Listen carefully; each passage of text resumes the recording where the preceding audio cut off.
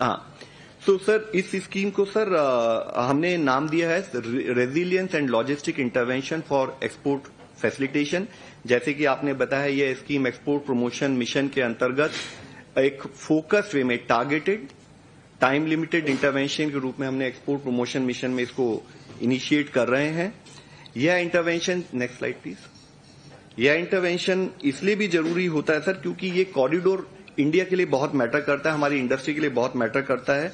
हमारी bilateral trade इस particular corridor में 178 बिलियन तक है, जिसमें कि अगर हम एक्सपोर्ट देखें जीसीसी एरिया में वह 56 बिलियन के करीब है, और अगर हम यूएई का एक्सपोर्ट देखें तो 36 बिलियन के करीब है। तो हमारा जो ग्लोबल ट्रेड का एक major portion as high as 15% इस पर्टिकुलर टेरिटरी से लिंक्ड है।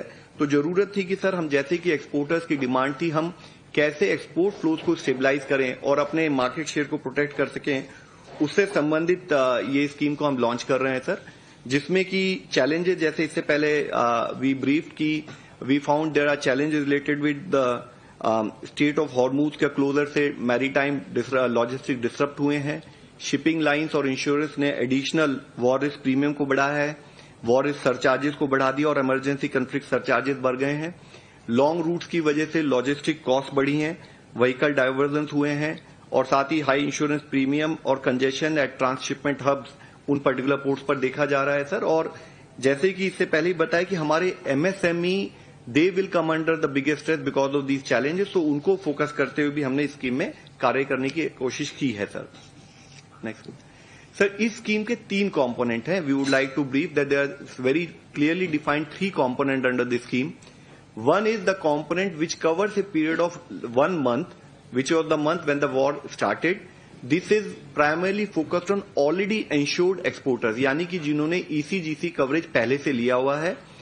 दूसरा component is focused on next 3 months, यानी कि वह एक्सपोर्टर्स जो अब एक्सपोर्ट करना चाहते हैं, they want to do it with much better peace at their level, तो हम उनसे रिक्वेस्ट करेंगे कि वह उस पर्टिकुलर केस में ECGC कवरेज लें और उस रीजन में अपना एक्सपोर्ट कर सकें। और तीसरी स्कीम जो फोकस्ड है, जो जब वॉर ब्रेक हुई उसके समय पर जो हमारे जो मटेरियल जो हमारा ऑन ट्रांजिट था, उस मटेरियल में अगर उन्होंने ECGC coverage support, insurance premium support नहीं लिया है, तो MSME focused, I would like to reiterate MSME focused, हम उनको कैसे एक एडिशनल सपोर्ट प्रोवाइड करें, यह पर्टिकुलर थर्ड कंपोनेंट भी हम हाईलाइट करेंगे सर। तीनों कंपोनेंट के बारे में डिटेल में हम बताना चाहेंगे सर। सबसे पहले सर, हम लोगों ने इसके लिए ECGC को इम्प्लीमेंटिंग एजेंसी के रूप में चुना है। यह बताना इसलिए जरूरी ताकि हमारे जो एक्सपोर्टर्स कम्युनिटी है वह समझ सके कि हम उनको एप्लीकेशन कहां देनी है, उनको डिटेल फॉलोअप किस लेवल पर करना है। हम सबको पता है कि ECGC का एक स्टैब्लिश्ड पॉलिसी इंफ्रास्ट्रक्चर है फॉर एक्सपोर्ट क्रेडिट रिस्क और क्लेम एडमिनिस्ट्रेशन को लेते हुए वह मॉनिटर कर सकते हैं एक्सपोर्टर का रिस्क असेसमेंट, क्लेम वेरिफिकेशन और डिसबर्समेंट। और साथ ही यह स्कीम, जैसे कि इससे पहले बताया है, कि insured exporters as well as new coverage को भी ये कवर करेगी सर। तो इसमें एक मुख्यतः जो हम बताना चाहेंगे अपने मीडिया फ्रेंड्स को कि जनरली ये माना जाता है कि ECGC coverage is against primarily against non payment after goods are accepted. But अगर हम देखें, ECGC coverage does not only cover that, it also covers contract repudiation, यानी कि अगर बायर एक्सेप्ट करने से मना करता है तो चाहे वो रीसेल हो, री इम्पोर्ट हो या डिस्ट्रेस सेल हो, उसको भी कवर किया जाता है।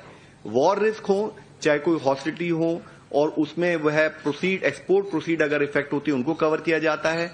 ट्रांसफर रिलेटेड रेस्ट्रिक्शंस हो तो उसमें पेमेंट डिलेज हो या मॉरिटोरियम हो, उससे भी कवर किया जाता है। और मुख्यतः डाइवर्जन ऑफ वोएज हो तो शिपिंग रूट चेंज अगर हो जाते हैं तो उससे भी कवर किया जाए। That is why we decided that we'll go through ECGC to support our exporters during this period sir. तो इस केस में सर पहला कंपोनेंट हम डिटेल में एक बार बताना चाहेंगे। This is for people who have already taken ECGC coverage sir. अब इसमें मुख्यतः दोनों, एक तो जो मैरीटाइम ट्रांसपोर्ट है और साथ ही एयरवे बिल है, इन दोनों को कवर करते हुए जिनके भी on board bill of leading या एयरवे बिल जो 14 फरवरी से 15 मार्च के बीच में इशू हुए हैं, यह स्कीम उनको कवर करेगी। और जो मुख्यतः एक हम बताना चाहेंगे, not only delivery to the identified countries which is UAE, Saudi Arabia, Kuwait, Qatar, Oman, Bahrain, Iran, Iraq, Israel और यमन। साथ ही ये कवर करेगी ट्रांसशिपमेंट को भी, यानी कि उस एरिया से पास होने वाले जो हमारा मटेरियल है उसको भी ये कवर करेगी। और not only full container, it will also cover partial container load and refrigerated container cargoes. यह भी बताना इसलिए जरूरी है क्योंकि मोस्टली हमारे एमएसएमई का जो मटेरियल होता है वो पार्शियल कंटेनर होता है, और साथ ही जो हमारे पेरिशेबल आइटम होते हैं रेफ्रिजरेटर कंटेनर के थ्रू जाते हैं। तो इसमें जो मुख्यतः रहेगा कि कोई भी प्रीमियम इंक्रीज नहीं की जाएगी। ईसीजीसी का जो उन्होंने कवर लिया है उसी प्रीमियम में कवर किया जाएगा, और साथ ही गवर्नमेंट सपोर्ट होगा वो टॉप अप किया जाएगा फॉर एनी, जैसे कि मान लीजिए हमारी एग्जिस्टिंग स्कीम कवर करती है अराउंड 80 to 85%, बट यहां पर 100% कवरेज उनको दिया जाएगा, और जिसके थ्रू जो भी शिपमेंट, जैसे मैं रिपीट करना चाहूंगा, जो ऑनबोर्ड हो चुके हैं या एयरवे बिल जिनका 1 महीने की अवधि 14 मार्च से लेकर 15 मार्च के पीरियड को हम कवर करेंगे, और ईसीजीसी उनको 100% कवरेज देगी। Next slide please.